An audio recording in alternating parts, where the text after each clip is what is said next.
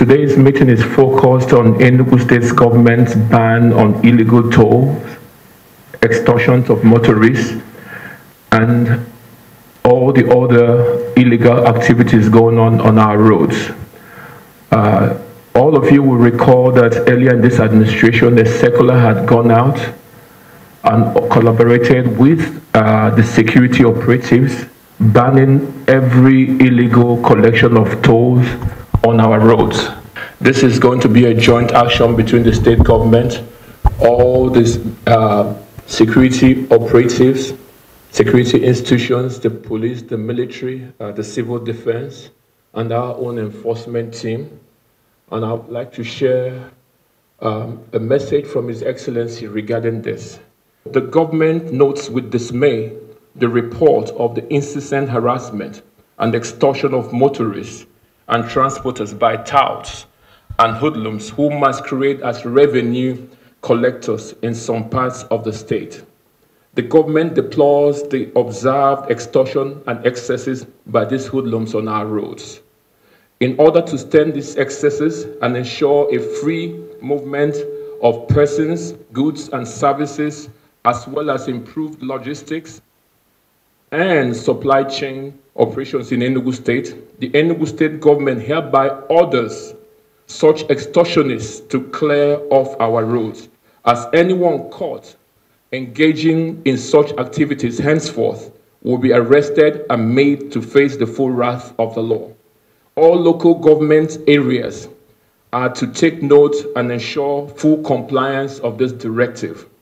Again, to further improve logistics and supply chain operations and address the challenges of multiple taxation on our highways, touting of all sorts of criminalities committed by non-state actors, the Enugu State government announces the establishment of service centers at strategic locations across the state with partnership with Heavy Haul Services Limited.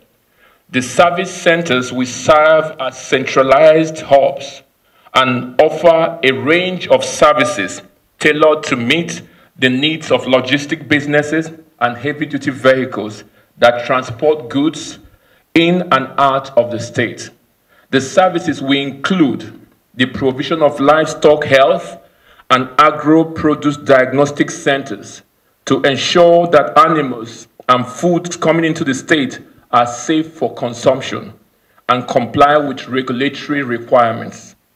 Second, provision of designated points where security officials can check and ensure that arms and other dangerous goods are not imported into the state.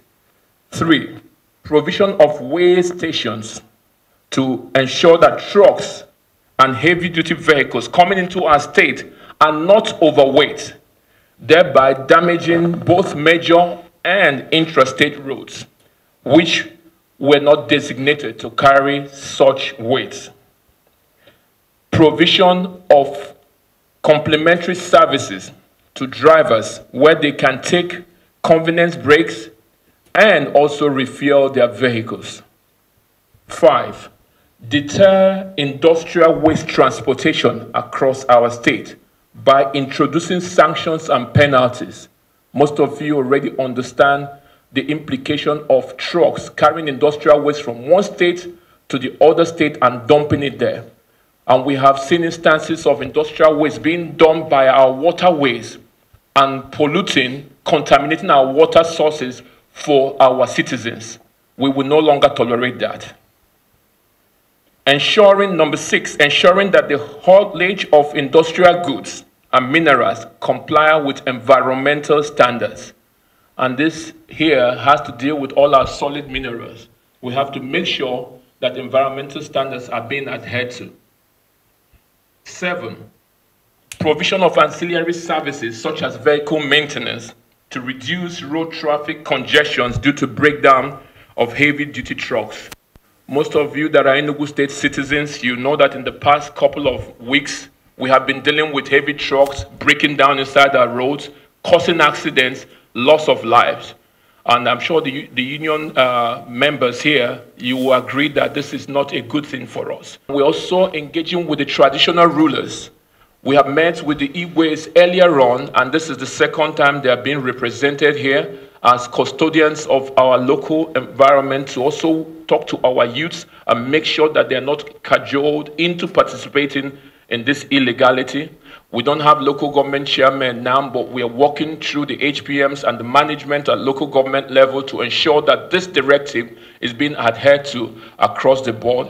Once again, the press statement serves as a stern warning to those who erect all manner of structures or collect service tolls outside the service centers.